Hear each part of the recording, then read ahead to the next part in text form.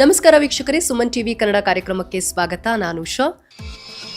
For business and personal promotions, please contact 9686376663. ಎಲ್ಲಾ ವೀಕ್ಷಕರಿಗೂ ಒಂದು ಶುಭ ಸುದ್ದಿ. ಏನಪ್ಪಾ ಅದು ಅಂತಂದ್ರೆ, ಚಿನ್ನ ಪ್ರಿಯರಿಗೆ ಅದರಲ್ಲೂ ಚಿನ್ನದ ದರ ಇಳಿಕೆ ಆಗಿರುವಂಥದ್ದು. ಇತ್ತ ಇಸ್ರೇಲ್, ಇರಾನ್ ಮತ್ತು ಅಮೆರಿಕ ಮಧ್ಯೆ ನಡೀತಾ ಇರುವಂತಹ ವಾರ್ನಿಂದಾಗಿ ಈ ಒಂದು ಜಾಗತಿಕ ಮಟ್ಟದಲ್ಲಿ ಚಿನ್ನದ ದರ ಇಳಿಕೆ ಆಗಿರುವಂಥದ್ದು ಬಹುಶಃ ದಾಖಲೆ ಪ್ರಮಾಣದಲ್ಲಿ ಇಳಿಕೆ ಆಗಿದೆ. ಅದು 40 ವರ್ಷದಲ್ಲಿ ಇದು ಮೊದಲ ಬಾರಿಗೆ ಅಂತ ಹೇಳಲಾಗ್ತಾ ಇದೆ. ಸೊ ಇದನ್ನ ನಮ್ಮಕ್ಕಿಂತ ಇದನ್ನ ತಿಳಿದಿರುವಂತಹ ತಜ್ಞರಿಂದ ನಾವು ಮಾಹಿತಿ ಪಡೆಯೋದು ಇನ್ನೂ ಸೂಕ್ತ ಅಂತ ಅನ್ಸುತ್ತೆ. ಸೊ ನಮ್ಮ ಜೊತೆಗೆ ಚಾರ್ಟೆಡ್ ಅಕೌಂಟೆಂಟ್ ಆಗಿರುವಂತಹ ಹಾಗೂ ಹೂಡಿಕೆ ತಜ್ಞರಾಗಿರುವಂತಹ ಆರ್ ರುದ್ರಮೂರ್ತಿ ಅವರಿದ್ದಾರೆ. ಸರ್ ನಮಸ್ತೆ. ನಮಸ್ಕಾರ ಮೇಡಮ್. ಸರ್, ಜಾಗತಿಕ ಮಟ್ಟದಲ್ಲಿ ದಾಖಲೆ ಪ್ರಮಾಣದಲ್ಲಿ ಈ ಒಂದು ದರ ಇಳಿಕೆ ಆಗಿರುವಂಥದ್ದು, ಚಿನ್ನದ ದರ ಇಳಿಕೆ ಆಗಿರುವಂಥದ್ದು ಇರಾನ್ ಮತ್ತು ಇಸ್ರೇಲ್ ಮಧ್ಯೆ ನಡೀತಾ ಇರುವಂತಹ ವಾರ್ನಿಂದಾಗಿ ಇದರ ಪರಿಣಾಮ ಅಂತ ಹೇಳ್ತಾ ಇದ್ದಾರೆ. ನಿಮ್ಮ ಅನಾಲಿಸಿಸ್ ಪ್ರಕಾರ ನೋಡಿ, ಮೊದಲನೇದಾಗಿ ಚಿನ್ನ ಬೆಳ್ಳಿ ಎರಡರಲ್ಲೂ ಕೂಡ ಹತ್ತತ್ರ 50% ಇಳಿಕೆ ಬೆಳ್ಳಿಯಲ್ಲಾಗಿದ್ದರೆ, ಚಿನ್ನದಲ್ಲಿ ಹತ್ತತ್ರ 25ರಿಂದ 30% ಇಳಿಕೆಯನ್ನು ಟಾಪ್ ಪ್ರೈಸ್ ಲೆವೆಲ್ಸ್ ಇಂದ ನೋಡ್ತಾ ಇದ್ದೀವಿ.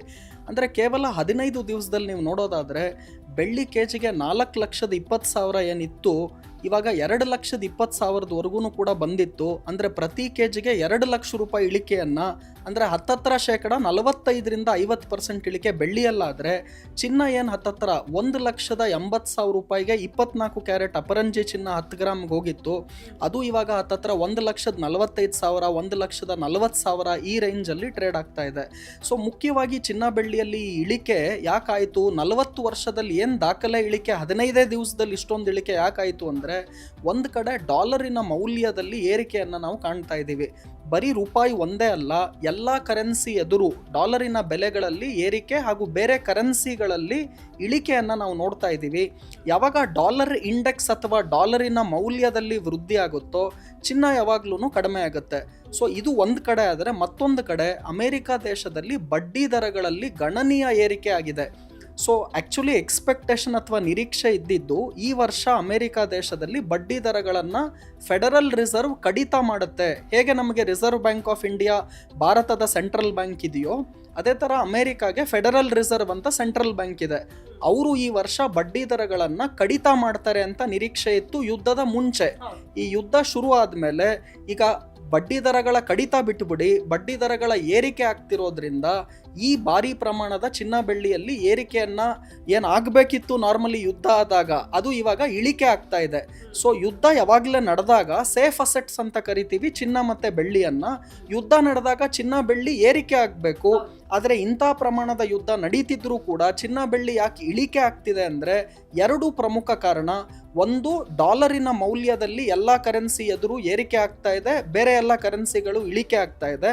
ಅದರಲ್ಲಿ ರೂಪಾಯಿ ಏನು ಹೊರತುಪಡಿಸಿಲ್ಲ, ನಮ್ಮ ರೂಪಾಯಿನ ಮೌಲ್ಯವೂ ಕೂಡ ಕುಸಿತಾ ಇದೆ, ಡಾಲರ್ ರೇಟ್ ಎಲ್ಲ ಕರೆನ್ಸಿ ಎದುರು ಮೇಲೋಗ್ತಾ ಇದೆ. ಎರಡನೇ ಮುಖ್ಯ ಕಾರಣ, ಅಮೆರಿಕ ದೇಶದಲ್ಲಿ ಬಡ್ಡಿ ದರಗಳ ಇಳಿಕೆ ಆಗಬೇಕಿತ್ತು ಅಂತ ನಿರೀಕ್ಷೆ ಇತ್ತು ಯುದ್ಧದ ಮುಂಚೆ. ಈ ಯುದ್ಧ ಶುರು ಆದಮೇಲೆ ಅಮೆರಿಕ ದೇಶದಲ್ಲಿ ಬಡ್ಡಿ ದರಗಳ ಏರಿಕೆ ಆಗ್ತಾ ಇದೆ. ಯಾವಾಗ ಬಡ್ಡಿ ದರ ಏರಿಕೆ ಆಗುತ್ತೋ ಜನ ಏನು ಮಾಡ್ತಾರೆ ಅಂದರೆ, ಚಿನ್ನ ಬೆಳ್ಳಿಯಲ್ಲಿರುವ ದುಡ್ಡನ್ನು ಎಸ್ಪೆಷಲಿ ಹೂಡಿಕೆದಾರರು ವಿತ್ಡ್ರಾ ಮಾಡಿಬಿಟ್ಟು ಅದನ್ನು ಖಂಡಿತ ವಾಪಸ್ಸು ಬಾಂಡ್ಗಳಿಗೆ ಹಾಕ್ತಾರೆ. ಸೊ ಬಡ್ಡಿ ದರಗಳ ಏರಿಕೆ ಆಗ್ತಿದೆ ಅಮೆರಿಕ ದೇಶದಲ್ಲಿ, ಮತ್ತು ಡಾಲರ್ ಇಂಡೆಕ್ಸ್ ಎಲ್ಲ ಕರೆನ್ಸಿ ಎದುರು ಅದು ಏರಿಕೆ ಕಾಣ್ತಿರೋದ್ರಿಂದ ಈ ಥರ ನಮಗೆ ಚಿನ್ನ ಬೆಳ್ಳಿಯಲ್ಲಿ ಅಂತಾರಾಷ್ಟ್ರೀಯ ಮಾರುಕಟ್ಟೆಯಲ್ಲಿ ಇಳಿಕೆ ಕಾಣ್ತಾ ಇದ್ದೀವಿ. ಹಾಗಾಗಿ ನಮ್ಮ ದೇಶದಲ್ಲೂ ಕೂಡ ಚಿನ್ನ ಬೆಳ್ಳಿಯಲ್ಲಿ ಇಳಿಕೆ ಆಗ್ತಾ ಇದೆ. ಈಗ ಸಾಮಾನ್ಯ ಜನರಿಗೆ ಒಂದು ಪ್ರಶ್ನೆ, ಅಲ್ಲಿ ಯುದ್ಧ ನಡೀತಾ ಇದ್ರೆ, ಈ ಬಡ್ಡಿ ದರ ಏರಿಕೆ ಆಗಿದ್ರೆ ನಮ್ಮ ಒಂದು ಹೇಗೆ ಈ ಚಿನ್ನದ ಮೇಲೆ ಹೇಗೆ ಎಫೆಕ್ಟ್ ಆಗುತ್ತೆ, ಚಿನ್ನದ ದರ ಹೇಗೆ ಕಡಿಮೆ ಆಗುತ್ತೆ, ಚಿನ್ನ ನಮ್ಗೆ ಇಷ್ಟು ಕಡಿಮೆ ರೇಟಿಗೆ ಹೇಗೆ ಸಾಧ್ಯ ಆಗುತ್ತೆ, ಇದ್ದಕ್ಕಿದ್ದಂಗೆ 15 ದಿನದಲ್ಲಿ ಇಷ್ಟು ಕಡಿಮೆ ಪ್ರಮಾಣದಲ್ಲಿ, ಒಂದು ಜನಸಾಮಾನ್ಯರಿಗೆ ಅರ್ಥವಾಗುವಂತ ರೀತಿಯಲ್ಲಿ ಹೇಳೋದಾದ್ರೆ? ನೋಡಿ, ತುಂಬಾ ಇಂಪಾರ್ಟೆಂಟ್ ಏನು ಅಂದ್ರೆ, ಯಾವಾಗ ಅಂತಾರಾಷ್ಟ್ರೀಯ ಮಾರುಕಟ್ಟೆಯಲ್ಲಿ ಚಿನ್ನ ಬೆಳ್ಳಿ ರೇಟ್ಗಳು ಇಳಿಕೆ ಆಗುತ್ತೋ ನಮ್ಮ ದೇಶದಲ್ಲೂ ಚಿನ್ನ ಬೆಳ್ಳಿ ರೇಟ್ಗಳು ಇಳಿಕೆ ಆಗಲೇಬೇಕು. ಯಾಕೆ ಅಂತಾರಾಷ್ಟ್ರೀಯ ಮಾರುಕಟ್ಟೆಯಲ್ಲಿ ಚಿನ್ನ ಬೆಳ್ಳಿ ರೇಟ್ ಇಳಿಕೆ ಆಗ್ತಾ ಇದೆ ಅಂದರೆ, ಡಾಲರ್ ಇಂಡೆಕ್ಸು ಏರಿಕೆ ಆಗ್ತಾ ಇದೆ. ಯಾವಾಗ ಡಾಲರ್ ಇಂಡೆಕ್ಸ್ ಏರಿಕೆ ಆಗುತ್ತೋ ಚಿನ್ನ ಬೆಳ್ಳಿ ಅಂತಾರಾಷ್ಟ್ರೀಯ ಮಾರುಕಟ್ಟೆಯಲ್ಲಿ ಇಳಿಕೆ ಆಗುತ್ತೆ, ನಮ್ಮ ದೇಶದಲ್ಲೂ ಇಳಿಕೆ ಆಗುತ್ತೆ. ಹಾಗೂ ಈ ಯುದ್ಧ ನಡೆಯುವ ಸಂದರ್ಭದಲ್ಲಿ ನಾರ್ಮಲಿ ಚಿನ್ನ ಬೆಳ್ಳಿಯನ್ನು ನಾವು ಸೇಫ್ ಅಸೆಟ್ ಅಂತ ಕರಿತೀವಿ. ಯಾವಾಗ ಯುದ್ಧ ನಡೆಯುತ್ತೋ ಆವಾಗ ಚಿನ್ನ ಬೆಳ್ಳಿ ರೇಟ್ಗಳಲ್ಲಿ ಏರಿಕೆ ಆಗಬೇಕು ಮತ್ತು ಷೇರು ಮಾರುಕಟ್ಟೆಯಲ್ಲಿ ಇಳಿಕೆ ಆಗಬೇಕು. ಆದರೆ ಈ ಸಲ ಪ್ರಪ್ರಥಮ ಬಾರಿಗೆ ಏನಾಗ್ತಾ ಇದೆ, ಯುದ್ಧ ನಡೀತಾ ಇದೆ, ಷೇರು ಮಾರುಕಟ್ಟೆನೂ ಬೀಳ್ತಾ ಇದೆ, ಜೊತೆಗೆ ಚಿನ್ನ ಬೆಳ್ಳಿ ದರಗಳಲ್ಲೂ ಇಳಿಕೆಯನ್ನ ಕಾಣ್ತಾ ಇದ್ದೀವಿ, ಕ್ರಿಪ್ಟೋ ಕರೆನ್ಸಿಯಲ್ಲೂ ಇಳಿಕೆಯನ್ನ ಕಾಣ್ತಾ ಇದ್ದೀವಿ. ಏನು ಏರಿಕೆ ಆಗ್ತಾ ಇದೆ ಅಂದ್ರೆ ಬರೀ ಕಚ್ಚಾ ತೈಲ ಏರಿಕೆ ಆಗ್ತಾ ಇದೆ, ಮತ್ತೆ ಡಾಲರ್ ಇಂಡೆಕ್ಸ್ ಏರಿಕೆ ಆಗ್ತಾ ಇದೆ. ಯಾವಾಗ ಕಚ್ಚಾ ತೈಲ ಏರಿಕೆ ಆಗುತ್ತೋ ಇನ್ಫ್ಲೇಷನ್ ಅಥವಾ ಹಣದುಬ್ಬರ ಆಟೋಮ್ಯಾಟಿಕ್ ಆಗಿ ಇನ್ಕ್ರೀಸ್ ಆಗಿಬಿಡುತ್ತೆ. ಪ್ರತಿನಿತ್ಯ ನಾವು ಬಳಸುವಂಥ ವಸ್ತುಗಳೇನಿರುತ್ತೆ ಅದರ ಎಲ್ಲ ಬೆಲೆಗಳು ಕೂಡ ಜಾಸ್ತಿ ಆಗುತ್ತೆ. ಯಾಕೆ ಅಂದರೆ ಕಚ್ಚಾ ತೈಲ ಇನ್ಕ್ರೀಸ್ ಆದಾಗ ಟ್ರಾನ್ಸ್ಪೋರ್ಟೇಷನ್ ಕಾಸ್ಟ್ ಅಥವಾ ಸಾಗಾಣಿಕೆ ವೆಚ್ಚ ಜಾಸ್ತಿ ಆಗುತ್ತೆ. ಯಾವಾಗ ಟ್ರಾನ್ಸ್ಪೋರ್ಟೇಷನ್ ಕಾಸ್ಟ್ ಜಾಸ್ತಿ ಆಗುತ್ತೋ, ಇನ್ಫ್ಲೇಷನ್ ಯಾವಾಗ ಜಾಸ್ತಿ ಆಗುತ್ತೋ, ಪ್ರತಿನಿತ್ಯ ಬಳಸುವಂಥ ವಸ್ತುಗಳು ಅದು ಅಕ್ಕಿ, ಬೇಳೆ, ತರಕಾರಿ, ಹಾಲು, ಹಣ್ಣು ಎಲ್ಲ ರೇಟ್ಗಳು ಕೂಡ ಜಾಸ್ತಿ ಆಗುತ್ತೆ. ಸೊ ಈಗಿರುವ ಅಂಕಿಅಂಶದ ಪ್ರಕಾರ ಭಾರತ ದೇಶ ಏನು 7-7.5% ಗ್ರೋತ್ ರೇಟನ್ನು ಕಾಣ್ತಾ ಇತ್ತು, ಇಡೀ ವಿಶ್ವದಲ್ಲಿ ನಂಬರ್ 1 ದೇಶವಾಗಿ ಗ್ರೋತ್ ಆಗ್ತಾ ಇತ್ತು. ಇವಾಗ ಈ ಯುದ್ಧ ಎಲ್ಲ ಆಗಿರೋದ್ರಿಂದ ಹತ್ತತ್ರ ನಮ್ಮ ಗ್ರೋತ್ ರೇಟ್ ಅಥವಾ GDPಯ ಗ್ರೋತ್ ಏನಿದೆ ಅದು 1% ಕಡಿಮೆ ಆಗುತ್ತೆ. ಅಂದರೆ 7-7.5% ಗ್ರೋತ್ ಇದ್ದಿದ್ದು 6-6.5%ಗೆ ಬರುತ್ತೆ. ಹಾಗೂ ಎರಡನೇದಾಗಿ ಕಚ್ಚಾ ತೈಲ ಇಷ್ಟೊಂದು ಜಾಸ್ತಿ ಆಗಿರೋದ್ರಿಂದ ಇನ್ಫ್ಲೇಷನ್ ಅಥವಾ ಹಣದುಬ್ಬರನೂ ಜಾಸ್ತಿ ಆಗುತ್ತೆ. ಈಗಿರುವಂತಹ 4% ಇನ್ಫ್ಲೇಷನ್ ಏನಿದೆ ಅದು ಈ ಸೆಪ್ಟೆಂಬರ್-ಅಕ್ಟೋಬರ್ ತಿಂಗಳಲ್ಲಿ 6-7%ಗೆ ಇನ್ಫ್ಲೇಷನ್ ಹೋಗುವ ಸಾಧ್ಯತೆ ಇದೆ. ಯಾವಾಗ ಇನ್ಫ್ಲೇಷನ್ ಜಾಸ್ತಿ ಆಗುತ್ತೋ ಪ್ರತಿನಿತ್ಯ ಬಳಸುವಂತಹ ಎಲ್ಲ ವಸ್ತುಗಳ ಬೆಲೆಗಳು ಕೂಡ ಏರಿಕೆ ಆಗುತ್ತೆ. ಹಾಗೂ ಎಸ್ಪೆಷಲಿ ಇರಾನ್, ಇಸ್ರೇಲ್, ಅಮೆರಿಕ ನಡುವೆ ನಡೀತಿರುವಂತಹ ಯುದ್ಧದಿಂದ ಇರಾನ್ ಏನು ಮಾಡಿದ್ರು ಸಿಂಪಲ್ ಆಗಿ ಅಂದರೆ ಸ್ಟ್ರೈಟ್ ಆಫ್ ಹಾರ್ಮುಜ್ ಅನ್ನು ಬ್ಲಾಕ್ ಮಾಡಿದ್ರು. ಈ ಬ್ಲಾಕ್ ಆಗಿರೋದ್ರಿಂದ ನಾವು ಹತ್ತತ್ರ 80-90% LPG ನಮಗೇನು ಬರುತ್ತೆ ಅದು ಬರೋದು ಸ್ಟ್ರೈಟ್ ಆಫ್ ಹಾರ್ಮುಜ್ ಇಂದಾನೇ ಬರೋದು. ಅದೇ ಥರ ಎಸ್ಪೆಷಲಿ ಕಚ್ಚಾ ತೈಲವನ್ನು ನೋಡೋದಾದರೆ 40-50% ಕಚ್ಚಾ ತೈಲ ಭಾರತ ದೇಶ ಏನು ಉಪಯೋಗಿಸುತ್ತೋ ಅದು ಕೂಡ ಬರೋದು ಸ್ಟ್ರೈಟ್ ಆಫ್ ಹಾರ್ಮುಜ್ ಇಂದ. ಇರಾನ್ ಈ ಸ್ಟ್ರೈಟ್ ಆಫ್ ಹಾರ್ಮುಜ್ ಅನ್ನು ಬ್ಲಾಕ್ ಮಾಡಿರೋದ್ರಿಂದ ಅಂತಾರಾಷ್ಟ್ರೀಯ ಮಾರುಕಟ್ಟೆಯಲ್ಲಿ ಕಚ್ಚಾ ತೈಲದ ಬೆಲೆಗಳಲ್ಲಿ ಭಾರೀ ಪ್ರಮಾಣದ ಏರಿಕೆಯನ್ನು ನಾವು ಕಂಡಿದ್ದೀವಿ. $60 ಪ್ರತಿ ಬ್ಯಾರೆಲ್ಗಿದ್ದಂತಹ ಕಚ್ಚಾ ತೈಲ ಇವಾಗ ಹತ್ತತ್ರ $100-120 ಪ್ರತಿ ಬ್ಯಾರೆಲ್ಗೆ ಹೋಗಿದೆ. ಅಂದರೆ ಕೇವಲ ಒಂದೇ ಒಂದು ತಿಂಗಳಲ್ಲಿ ಕಚ್ಚಾ ತೈಲದ ಬೆಲೆಗಳು ಹತ್ತತ್ರ ಡಬಲ್ ಆಗಿದೆ. ಯಾವಾಗ ಕಚ್ಚಾ ತೈಲದ ಬೆಲೆಗಳು ಡಬಲ್ ಆಗಿದೆ, ಇಷ್ಟೊಂದು ಏರಿಕೆ ಆಗಿದೆ, ಖಂಡಿತವಾಗ್ಲೂ ಇದು ಎಲ್ಲ ದೇಶಕ್ಕೂ ಹೊಡೆತವನ್ನು ಕೊಡುತ್ತೆ, ಆರ್ಥಿಕ ಪರಿಸ್ಥಿತಿಯಲ್ಲಿ ಹಿಂಜರಿತವನ್ನು ಕೊಡುತ್ತೆ, ಮತ್ತು ಎಲ್ಲ ದೇಶದ ಪ್ರಗತಿ ಕಡಿಮೆ ಆಗುತ್ತೆ. ಮತ್ತು ಇನ್ನೊಂದೇನಾಗ್ತಿದೆ ಅಂದರೆ ಎಸ್ಪೆಷಲಿ ಕಳೆದ ವರ್ಷ ಚಿನ್ನದಲ್ಲಿ ನೀವು ಹತ್ತತ್ರ 60-70% ಏರಿಕೆಯನ್ನು ಕಂಡಿದ್ವಿ, ಬೆಳ್ಳಿಯಲ್ಲಿ 150% ಏರಿಕೆಯನ್ನು ಕಂಡಿದ್ವಿ. ಆದರೆ ಈಗೇನಾಗ್ತಾ ಇದೆ ಅಂದರೆ ಸೆಂಟ್ರಲ್ ಬ್ಯಾಂಕ್ಗಳು, ಗೌರ್ಮೆಂಟ್ಗಳು, ಬೇರೆ ಬೇರೆ ದೇಶದ ಸೆಂಟ್ರಲ್ ಬ್ಯಾಂಕ್ ಗೌರ್ಮೆಂಟ್ಗಳೆಲ್ಲ ಚಿನ್ನ ಬೆಳ್ಳಿಯನ್ನು ಮಾರಾಟ ಮಾಡ್ತಿದ್ದಾರೆ. ಯಾಕಂದರೆ ಇಂತಹ ಯುದ್ಧದ ಸಮಯದಲ್ಲಿ ಅವರಿಗೆ ಹಣ ಬೇಕಾಗುತ್ತೆ. ಅದು ಡಿಫೆನ್ಸ್ ಎಕ್ಸ್ಪೆಂಡಿಚರ್ಗಾಗಿರ್ಬೋದು, ದೇಶಕ್ಕೋಸ್ಕರ ಆಗಿರ್ಬೋದು, ಅವ್ರಿಗೆ ಇವಾಗ ದುಡ್ಡು ಬೇಕು. ಆಮೇಲೆ ಇನ್ನೊಂದೇನಾಗ್ತಿದೆ, ಶೇರ್ ಮಾರ್ಕೆಟಲ್ಲೂ ಈ ಥರ ಭಾರಿ ಪ್ರಮಾಣದ ಕುಸಿತ ಆಗಿರೋದ್ರಿಂದ ಜನಕ್ಕೆ ದುಡ್ಡು ಬೇಕು ಅಂದರೆ ಏನು ಮಾಡ್ತಾರೆ ಅಂದರೆ ಇರುವ ಚಿನ್ನ ಬೆಳ್ಳಿಯನ್ನು ಮಾರ್ತಾರೆ. ಸೊ ಸಾಮಾನ್ಯ ಜನರು ಮಾರಿದರೆ ಚಿನ್ನ ಬೆಳ್ಳಿಯನ್ನು ಇಷ್ಟೊಂದು ರೇಟ್ ವೇರಿಯೇಷನ್ ಆಗೋದಿಲ್ಲ.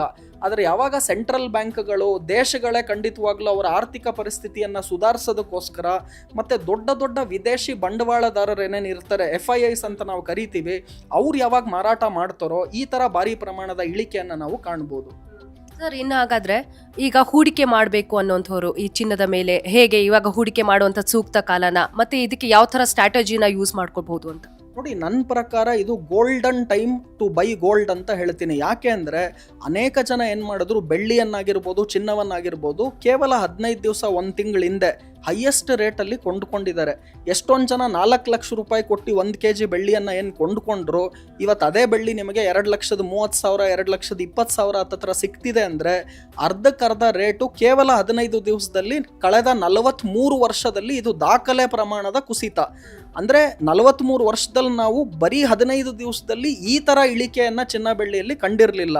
ಸೊ ಹಾಗಾಗಿ ನಾನು ಖಂಡಿತವಾಗ್ಲೂ ಇದು ಸದಾವಕಾಶ ನಿಮಗೆ ಈ ಕಾಲ ತಿರ್ಗಾ ನಿಮಗೆ ಸಿಗದೇ ಇರ್ಬೋದು. ಸೊ ಯಾರ್ಯಾರು ತಗೋಬೇಕು ಅಂತಿದ್ರಿ, ಯಾಕಂದ್ರೆ 15 ದಿವಸದ ಹಿಂದೆ ಎಷ್ಟೊಂದು ಜನ middle class people, especially salaried ವರ್ಗದವರು ಚಿನ್ನ ಬೆಳ್ಳಿಯನ್ನು ನಾವು ಕನಸಲ್ಲೇ ನೋಡಬೇಕಾಗತ್ತೆ, ನಿಜವಾಗ್ಲೂ ಕೊಂಡ್ಕೊಳಕ್ಕಾಗಲ್ಲ ಅಂತ ಎಷ್ಟೊಂದು ಜನ ಬೇಜಾರು ಮಾಡ್ಕೊಂಡಿದ್ರು. ನಿಮಗಿಂತ ಆಪರ್ಚುನಿಟಿ ತಿರ್ಗಾ ಸಿಗದೇ ಇರ್ಬೋದು. ಈ ಟೈಮಲ್ಲಿ ಖಂಡಿತವಾಗ್ಲೂ ಗೋಲ್ಡ್ ಸಿಲ್ವರನ್ನು ಈ ಲೋಯರ್ ಲೆವೆಲ್ಸಲ್ಲಿ ಪರ್ಚೇಸ್ ಮಾಡ್ಬೋದು. ಆದರೆ ಇನ್ನೊಂದು ಕೆಲವ್ರು ಏನು ಯೋಚನೆ ಮಾಡ್ತಾರೆ ಅಂದರೆ ಇನ್ನೊಂದು ಚೂರು ಇಳಿಕೆ ಆಗಿದ್ರೆ ನಾನು ಇವಾಗ ತೊಗೊಳೋ ಬದಲು ಆಮೇಲೆ ತೊಗೊಂಡ್ರು ಒಳ್ಳೇದಲ್ವಾ ಅಂತ. ಆದರೆ ಯಾರೂ ಕೂಡ ಲೋಯೆಸ್ಟ್ ಲೆವೆಲಲ್ಲಿ ಬೈ ಮಾಡೋದು, ಹೈಯೆಸ್ಟ್ ಲೆವೆಲಲ್ಲಿ ಸೆಲ್ ಮಾಡೋದು ಸಾಧ್ಯ ಇಲ್ಲ. ಸೊ ಇಬ್ಬರಿಗೆ ಸಾಧ್ಯ. ಲೋಯೆಸ್ಟ್ ಲೆವೆಲಲ್ಲಿ ನಾನು ಬೈ ಮಾಡ್ತೀನಿ, ಹೈಯೆಸ್ಟ್ ಲೆವೆಲಲ್ಲಿ ಸೆಲ್ ಮಾಡ್ತೀನಿ ಅಂದರೆ ಇಬ್ಬರಿಗೆ ಆಗೋದದು. ಒಂದು ನೀವು ದೇವರಾಗಿರಬೇಕು, ಇಲ್ಲ ಅಂದರೆ ನೀವು ಸುಳ್ಳು ಹೇಳೋರಾಗಿರಬೇಕು. ನಾನು ಎರಡೂ ಅಲ್ಲ. ಸೊ ಹಾಗಾಗಿ ನಾನು ಏನು ಹೇಳ್ತೀನಿ, ಇವಾಗ ಏನು ಲೆವೆಲ್ಸ್ ಬಂದಿದೆ ಅಂದರೆ ನಿಮ್ಗೆ ಆಲ್ರೆಡಿ 50% ಹತ್ತತ್ರ ಇಳಿಕೆ ಆಗಿದೆ ಬೆಳ್ಳಿಯಲ್ಲಿ. ಚಿನ್ನದಲ್ಲೂ ಹತ್ತತ್ರ ನಿಮಗೆ ಆಲ್ರೆಡಿ 25-30% ಇಳಿಕೆ, ಅಂದರೆ ಗ್ರಾಮಿಗೆ ಲೆಕ್ಕ ಹಾಕಿದ್ರೆ ಹತ್ತತ್ರ 4,000 ರೂಪಾಯಿ ಇಳಿಕೆ ಆಗಿದೆ. 18,000ಕ್ಕೆ ನಿಮಗೆ 24 ಕ್ಯಾರೆಟ್ ಚಿನ್ನ ಏನು ಹೋಗಿತ್ತು ಗ್ರಾಮಿಗೆ, ಈಗ ನಿಮ್ಗೆ 14,000 ಹತ್ತತ್ರ ಸಿಗ್ತಾ ಇದೆ. ಸೊ ನೀವು ಖಂಡಿತವಾಗ್ಲೂ ಒಂದು ಭಾಗದ ಹೂಡಿಕೆಯನ್ನು ಈ ಟೈಮಲ್ಲಿ ಮಾಡ್ಬೋದು. ನಾರ್ಮಲಿ ಏನು ಮಾಡಬೇಕು ಅಂದರೆ ಲಂಸಮ್ ಇನ್ವೆಸ್ಟ್ಮೆಂಟನ್ನು ಮಾಡೋಕ್ಕೆ ಹೋಗಬೇಡಿ. ಅಂದರೆ ನನ್ನ ಹತ್ರ ಇವಾಗ ಫಾರ್ ಎಕ್ಸಾಂಪಲ್ ಒಂದು 10 ಗ್ರಾಮ್ ಚಿನ್ನವನ್ನು ನಾನು ತೊಗೋಬೇಕು ಅಂತಿದ್ರೆ ಇಡೀ 10 ಗ್ರಾಮ್ ಚಿನ್ನವನ್ನು ಇವತ್ತಿನ ರೇಟಲ್ಲೇ ತೊಗೋಬೇಡಿ, ಅದನ್ನೊಂದು 3-4 ಭಾಗವಾಗಿ ವಿಂಗಡಣೆ ಮಾಡಿ. ಸೊ ಉದಾಹರಣೆಗೆ ನೀವು ಒಂದು 10 ಗ್ರಾಮ್ ನಾನು ಚಿನ್ನ ತೊಗೋಬೇಕು ಅಂದರೆ ಒಂದು 3 ಗ್ರಾಮ್ 4 ಗ್ರಾಮ್ ಇವಾಗ ತೊಗೊಳೋದು, ಇನ್ನೊಂದು ಚೂರು ಇಳಿಕೆ ಆದರೆ ಇನ್ನೊಂದು 3 ಗ್ರಾಮ್ ತೊಗೊಳೋದು, ಇನ್ನೊಂದು ಚೂರು ಇಳಿಕೆ ಆದಾಗ ಮತ್ತಷ್ಟು 3 ಗ್ರಾಮ್ ತೊಗೊಳೋದು. ಅಂದರೆ ನೀವು ಒಟ್ಟಾರೆ ಏನು ಚಿನ್ನ ಅಥವಾ ಬೆಳ್ಳಿಯನ್ನು ಖರೀದಿ ಮಾಡಬೇಕು ಅಂತಿದ್ದೀರಾ ಅದನ್ನು 3 ಭಾಗವಾಗಿ ಅಥವಾ 4 ಭಾಗವಾಗಿ ಮಾಡಿ ಒಂದು ಭಾಗವನ್ನು ಈ ರೇಟಲ್ಲಿ ಖಂಡಿತವಾಗ್ಲೂ ತಗೊಳ್ಳಿ. ಬೈ ಚಾನ್ಸ್ ಇಳಿಕೆ ಆಯಿತು ಇನ್ನಷ್ಟು ಅಂದಾಗ ಇನ್ನೊಂದು 2ನೇ ಭಾಗ 3ನೇ ಭಾಗವನ್ನು ಖರೀದಿ ಮಾಡ್ಬೋದು. ಇಲ್ಲ ಇಳಿಕೆ ಆಗಲಿಲ್ಲ ಇಲ್ಲಿಂದನೇ ಮೇಲೋಯ್ತು ಅಂದರೆ ನೀವು ಆಲ್ರೆಡಿ ಒಂದು ಭಾಗವನ್ನು ಹೂಡಿಕೆ ಮಾಡಿರೋದ್ರಿಂದ ನಿಮಗೇನು ಅದರಿಂದ ನಷ್ಟ ಆಗೋದಿಲ್ಲ. ಸೊ ಹಾಗಾಗಿ ಪೀಸ್ ಮೀಲಲ್ಲಿ ವಿಂಗಡಣೆ ಮಾಡಿ ಹೂಡಿಕೆ ಮಾಡಿ, ಲಂಸಮ್ ಆಗಿ ಒಟ್ಟಿಗೆನೆ ಒಂದೇ ರೇಟಲ್ಲಿ ತೊಗೊಳಕ್ಕೆ ಹೋಗಬೇಡಿ. ಯಾಕಂದರೆ ಇವಾಗ ಏನು ನಡೀತಾ ಇದೆ ಯುದ್ಧ, ಅದು ಯಾವಾಗ ಮುಗಿಯುತ್ತೆ ಅಂತ ಯಾರಿಗೂ ಗೊತ್ತಿಲ್ಲ, ಟ್ರಂಪ್ಗೂ ಗೊತ್ತಿಲ್ಲ. ಯಾಕೆ ಅಂದರೆ ಟ್ರಂಪ್ ಮೊನ್ನೆ ಕೇವಲ ನಾನು 48 ಗಂಟೆಗಳ ಕಾಲ ನಿಮಗೆ ಡೆಡ್ಲೈನ್ ಕೊಡ್ತೀನಿ, ಇಷ್ಟರೊಳಗಡೆ ಇರಾನು ಸ್ಟ್ರೈಟ್ ಆಫ್ ಹಾರ್ಮೋಸನ್ನು ಓಪನ್ ಮಾಡಬೇಕು ಅಂತ ಅವರು ಹೇಳಿದ್ರು. ಇರಾನ್ ಅದಕ್ಕೆ ತಲೆನೇ ಕೆಡಿಸ್ಕೊಂಡ್ಲಿಲ್ಲ, ನೀವೇನಾನ ಮಾತಾಡ್ಕೊಳ್ಳಿ, ನಾವು ನಮ್ಮ ಕೆಲಸ ಏನಿದೆ ಮುಂದುವರಿಸ್ತೀವಿ ಅಂದರು.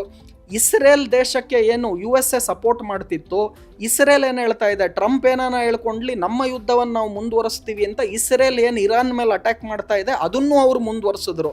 ಸೊ ಇಲ್ಲಿ ಏನಾಗಿದೆ ಅಂದರೆ ಅಮೇರಿಕಾ ಮತ್ತು ಇಸ್ರೇಲ್ ನಡುವೆನೇ ಒಟ್ಟಿಗೆ ಅವ್ರು ಹೋಗ್ತಾ ಇರೋದು ನನಗೆ ಕಾಣ್ತಾ ಇಲ್ಲ. ಯಾಕಂದರೆ ಅಮೇರಿಕಾ ಒಂದು ಕಡೆ 48 ಅವರ್ಸ್ ಟ್ರಂಪ್ ಅವರಿಗೆ ಡೆಡ್ಲೈನ್ ಕೊಡ್ತಾರೆ, ಇಸ್ರೇಲ್ ಬಾಂಬಿಂಗನ್ನು ಮುಂದುವರಿಸ್ತಾರೆ, ಇರಾನ್ ಡೋಂಟ್ ಕೇರ್ ಅಂದ್ಬಿಟ್ಟು ಟ್ರಂಪ್ ಮಾತಿಗೆ ಏನೂ ಕಿವಿ ಕೊಡದೇನೆ ಇರಾನು ಅವರ ಏನು ಬಾಂಬಿಂಗ್ ಇದೆ, ಮಿಸೈಲ್ ಅಟ್ಯಾಕ್ ಇದೆ ಅದನ್ನು ಮುಂದುವರಿಸ್ತಾ ಇದ್ದಾರೆ. ಇದೆಲ್ಲ ಆದಮೇಲೆ ಟ್ರಂಪ್ ಇವಾಗ ರೀಸೆಂಟಾಗೆ ನಿನ್ನೆ ಏನು ಹೇಳಿದ್ರು, ನಾನು ಇನ್ನೊಂದು 5 ದಿವಸ ಹೇಳಿದ್ದೀನಿ ನಮ್ಮ ಡಿಫೆನ್ಸ್ ಅವ್ರಿಗೆ, ನೀವು ಯಾವುದೇ ರೀತಿಯಾದ ಅಟ್ಯಾಕನ್ನು ಮಾಡಬೇಡಿ ಇರಾನ್ ಮೇಲೆ ಅಂತ ಹೇಳಿದ್ದೀನಿ. ಯಾಕಂದರೆ ನಮ್ಮ ಮಾತುಕತೆ ಇವಾಗ ನಡೀತಾ ಇದೆ, ಯುದ್ಧ ನಿಲ್ಲುವ ಸಂದರ್ಭಗಳು ನನಗೆ ಕಾಣ್ತಾ ಇದೆ ಅಂತ ನಿನ್ನೆ ಹೇಳಿದ್ರು. ಅದು ಹೇಳಿದ ತಕ್ಷಣವೇ ಕಚ್ಚಾ ತೈಲ ಹತ್ತತ್ರ 12% ಇಳಿಕೆ ಕಾಣ್ತು, ಷೇರುಪೇಟೆ ಎಲ್ಲ ಏರಿಕೆಯನ್ನು ಕಾಣ್ತು. ಇದಾಗಿದ 1 ಗಂಟೆಗಳ ಕಾಲದ ಒಳಗಡೆ ಇರಾನ್ ಬಂದು ತಿರ್ಗಾ ಸ್ಟೇಟ್ಮೆಂಟ್ ಕೊಡ್ತು, ಟ್ರಂಪ್ ಹತ್ರ ನಮ್ಮ ಹತ್ರ ಯಾವುದೇ ಮಾತುಕತೆ ನಡೀತಾ ಇಲ್ಲ, ಟ್ರಂಪ್ ಹೇಳ್ತಿರೋದಲ್ಲ ಸುಳ್ಳು ಅಂತ. ತಿರ್ಗಾ ಮಾರ್ಕೆಟ್ ಏನಾಯಿತು, ಕಚ್ಚಾ ತೈಲ ಏರಿಕೆ ಆಯಿತು, ಷೇರುಪೇಟೆ ತಿರ್ಗಾ ಬಿತ್ತು. ಇದು ಯಾವ ರೀತಿ ನಡೀತಾ ಇದೆ ಅಂದರೆ ಈಗ ಲೇಟೆಸ್ಟಾಗಿ ಏನು ಹೇಳಿದ್ದಾರೆ ಟ್ರಂಪು, ನಾನು 5 ದಿವಸ ನೋಡ್ತೀನಿ ಅಷ್ಟರೊಳಗಡೆ ಇದು ಬಗೆಹರಿಯುವ ಲಕ್ಷಣ ಕಾಣ್ತಿದೆ ಅಂತ. ನಾಳೆ ಟ್ರಂಪ್ ಬಂದು ಹೇಳ್ಬೋದು ಯಾವುದೇ ಬಗೆಹರಿತಾ ನಮ್ಮ ಮಾತುಕತೆಯಲ್ಲಿ ಆಗ್ತಾ ಇಲ್ಲ, ನಾವು ಯುದ್ಧವನ್ನು ಮುಂದುವರಿಸ್ತೀವಿ ಅಂತ ಟ್ರಂಪ್ ಇನ್ನೊಂದು ಟ್ವೀಟ್ ಬರೀತು ಅಂದರೆ ತಿರ್ಗಾ ಶೇರ್ ಮಾರ್ಕೆಟೇ ಬೀಳುತ್ತೆ, ತಿರ್ಗಾ ಕಚ್ಚಾ ತೈಲ ಮೇಲೋಗುತ್ತೆ. ಸೊ ಇಲ್ಲಿ ಬರೀ ಟ್ರಂಪ್ ಒಬ್ಬರನ್ನೇ ನಂಬ್ಕೊಂಡು ಇದು ನಡೀತಾ ಇಲ್ಲ. ಇರಾನ್ ಏನು ರಿಪ್ಲೈ ಕೊಡ್ತಾ ಇದೆ, ರೆಸ್ಪಾಂಡ್ ಮಾಡ್ತಾ ಇದೆ, ಇಸ್ರೇಲ್ ಯಾವ ರೀತಿ ರಿಪ್ಲೈ ಮಾಡ್ತಾ ಇದೆ, ಹಾಗೂ ಮುಂದಿನ ದಿನಗಳಲ್ಲಿ ಏನಾನ ಚೈನಾ, ರಷ್ಯಾ, ಬೇರೆ ದೇಶಗಳು ಈ ಯುದ್ಧಕ್ಕೆ ಸೇರ್ಕೊಂಡ್ರೆ ಅವಾಗ ಈ ಯುದ್ಧದ ಭೀಕರತೆ ಇನ್ನೂ ಜಾಸ್ತಿ ಆಗುತ್ತೆ. ಈಗ ಇವ್ರು 3 ಜನ ಏನು ಇರಾನ್, ಇಸ್ರೇಲ್ ಮತ್ತು ಅಮೆರಿಕ ಯುದ್ಧ ಮಾಡ್ತಿದ್ದಾರೆ, ಅದೇ ಜಾಸ್ತಿ ದಿವಸ ಮುಂದುವರೆದಷ್ಟು ಕೂಡ ಕಚ್ಚಾ ತೈಲ ಜಾಸ್ತಿ ಆಗ್ತಾ ಇರುತ್ತೆ, ಹಣದುಬ್ಬರ ಅಥವಾ ಇನ್ಫ್ಲೇಷನ್ ಜಾಸ್ತಿ ಆಗ್ತಿರುತ್ತೆ. ಅನೇಕ ಜನ ಕೇಳ್ತಾರೆ, ಇರಾನ್, ಇಸ್ರೇಲ್, ಅಮೆರಿಕ ಎಲ್ಲೋ ಯುದ್ಧ ನಡೀತಿದೆ, ಇಂಡಿಯಾ ಮೇಲೆ ಯಾಕೆ ಇಂಪ್ಯಾಕ್ಟು, ನಮ್ಮ ದೇಶಕ್ಕೆ ಯಾಕಿದು ಹೊಡೆತವನ್ನು ಕೊಡುತ್ತೆ ಅಂತ. ನಾವೇನು ತಿಳ್ಕೋಬೇಕು ಅಂದರೆ ಕಚ್ಚಾ ತೈಲವನ್ನು ನಾವು ಸಂಪೂರ್ಣವಾಗಿ ಆಮದು ಮಾಡ್ತಾ ಇದ್ದೀವಿ, ಡಿಪೆಂಡ್ ಆಗಿದ್ದೀವಿ ಬೇರೆಯವ್ರ ಮೇಲೆ. ಆಮೇಲೆ ಕೆಲವ್ರು ಹೇಳ್ತಾರೆ ಆಲ್ಟರ್ನೇಟಿವ್ ಫ್ಯೂಯಲ್ ಇದೆ, ನಾವು ಯಾಕೆ ಬಯೋಫ್ಯೂಯಲ್ ಯೂಸ್ ಮಾಡ್ಬೋದು, ಹೈಡ್ರೋಜನ್ ಯಾಕೆ ಯೂಸ್ ಮಾಡಬಾರ್ದು, ಸೋಲಾರ್ ಫ್ಯೂಯಲ್ ಯಾಕೆ ಯೂಸ್ ಮಾಡಬಾರ್ದು, ಎಲೆಕ್ಟ್ರಿಕ್ ವೆಹಿಕಲ್ಸ್ಗಳು ಯಾಕೆ ಮಾಡಬಾರ್ದು. ಇದು ಯಾವುದೂ ಕೂಡ ನಾಳೆ ಬೆಳಿಗ್ಗೆ ಫುಲ್ಲಾಗಿ ಚೇಂಜ್ ಮಾಡೋಕ್ಕಾಗಲ್ಲ, ಇಟ್ ಟೇಕ್ಸ್ ಟೈಮ್. ಸೊ ಇದೆಲ್ಲ ಇರೋದ್ರಿಂದ ಯುದ್ಧ ಎಷ್ಟು ಬೇಗ ಮುಗಿಯುತ್ತೋ ಅದು ಅಷ್ಟು ಒಳ್ಳೆಯದು, ಬರೀ ಭಾರತ ದೇಶಕ್ಕಲ್ಲ ಎಲ್ಲರಿಗೂ ಕೂಡ ಅದರಿಂದ ಒಳ್ಳೆಯದು. ಸೊ ಹಾಗಾಗಿ ಟ್ರಂಪ್ಗೆ ಖಂಡಿತ ಒಂದು ನೊಬೆಲ್ ಪ್ರೈಸೋ ಏನಾನ ಒಂದು ಅವ್ರಿಗೆ ಎಕ್ಸ್ಟ್ರಾ ಬಹುಮಾನ ಕೊಟ್ಟಾದ್ರೂ ಈ ಯುದ್ಧವನ್ನು ನಿಲ್ಲಿಸಿ ದಯವಿಟ್ಟು. ಇದರಿಂದ ಅಮೇರಿಕಾಗೂ ಒಳ್ಳೆಯದಿಲ್ಲ, ಇಸ್ರೇಲ್ಗೂ ಒಳ್ಳೆಯದಿಲ್ಲ, ಇರಾನ್ಗೂ ಇಲ್ಲ, ಯಾವ ದೇಶಕ್ಕೂ ಇಲ್ಲ. ಹಾಗಾಗಿ ಟ್ರಂಪ್ಗೆ ಬೇರೆಯವ್ರು ಯಾರನ್ನ ಬುದ್ಧಿವಾದ ಹೇಳ್ಬಿಟ್ಟು ಯುದ್ಧದಿಂದ ನಿಮಗೆಲ್ಲ ಸಲ್ಯೂಷನ್ ಸಿಗಂಗಿದ್ದಿದ್ದರೆ ಎಲ್ಲರೂ ಯುದ್ಧ ಮಾಡಬೇಕಾಗತ್ತೆ. ಸೊ ಅದನ್ನು ನಿಲ್ಲಿಸ್ಬಿಟ್ಟು ಮಾತುಕತೆಗೆ ಬಂದು, ಆಮೇಲೆ ಮಾತುಕತೆಗೆ ನೀವು ಬಂದಾಗ ಆಪೋಸಿಟ್ ಪಾರ್ಟಿಯನ್ನು ಡೌನ್ ಮಾಡ್ದೇನೆ ಅವ್ರಿಗೇನು ಬೇಕು ನಮಗೇನು ಬೇಕು, ಆಮೇಲೆ ಇಬ್ಬರಿಗೂ ತೂಗುವಂತಹ ಮಾತುಕತೆಯನ್ನು ಮಾತನಾಡಿ ಈ ಯುದ್ಧವನ್ನು ನಿಲ್ಲಿಸೋದು ಖಂಡಿತವಾಗ್ಲೂ ಎಲ್ಲರಿಗೂ ಒಳ್ಳೆಯದು ಅಂತ ಹೇಳ್ತೀನಿ.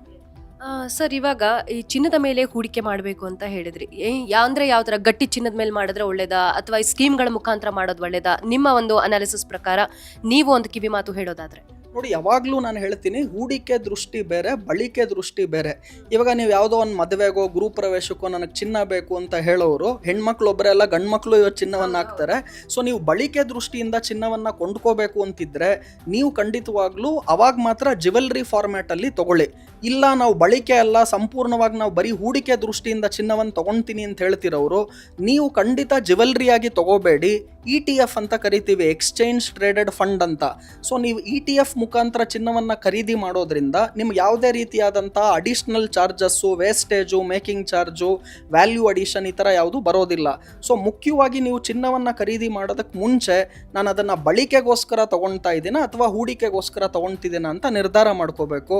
ಅದರ ಬೇಸಿಸ್ ಮೇಲೆ ನಾನು ಜ್ಯುವೆಲ್ರಿ ತೊಗೋಬೇಕಾ ಅಥವಾ ETF ಫಾರ್ಮ್ಯಾಟಲ್ಲಿ ತೊಗೋಬೇಕಾ ಅನ್ನೋದನ್ನು ನೋಡಬೇಕು. ಈಗ ಏನಾದರೂ ಚಿನ್ನ ಇನ್ನೂ ಏನಾದರೂ ಕೆಳಗೆ ಇಳಿಯುವಂಥ ಸಾಧ್ಯತೆ ಇದೆಯಾ? ಮತ್ತೆ ಇನ್ನೂ ಏನಂದ್ರೆ ಇದ್ದಕ್ಕಿದ್ದಂಗೆ ಜಂಪ್ ಕೂಡ ಆಗೋ ಸಾಧ್ಯತೆಗಳಿದೆ ಅಂತ ಕೇಳಿ ಬರ್ತದೆ, ನವೆಂಬರ್ ಅಷ್ಟೊತ್ತಿಗೆ ಮತ್ತೆ ಜಾಸ್ತಿ ಆಗತ್ತೆ ಅಂತ ಹೇಳಿ.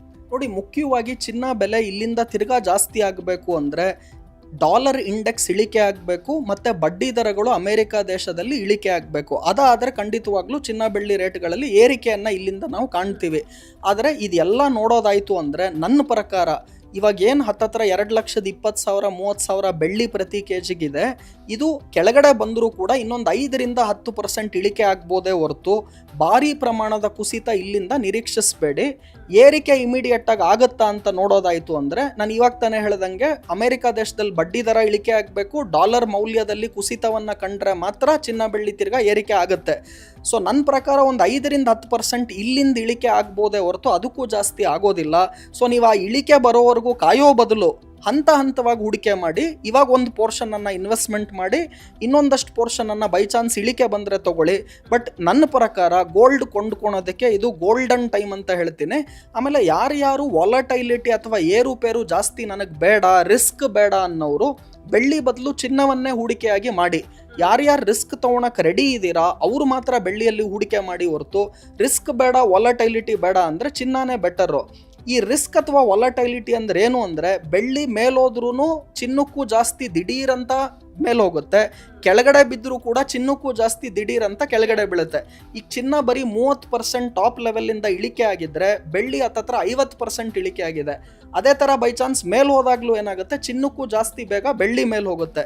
ಸೊ ನೀವು ರಿಸ್ಕ್ ತೊಗೊಳಕ್ಕೆ ರೆಡಿ ಇಲ್ಲ ಅಂತಿರೋರು ಖಂಡಿತವಾಗ್ಲೂ ಚಿನ್ನದಲ್ಲಿ ಹೂಡಿಕೆ ಮಾಡೋದು ಒಳ್ಳೆಯದು.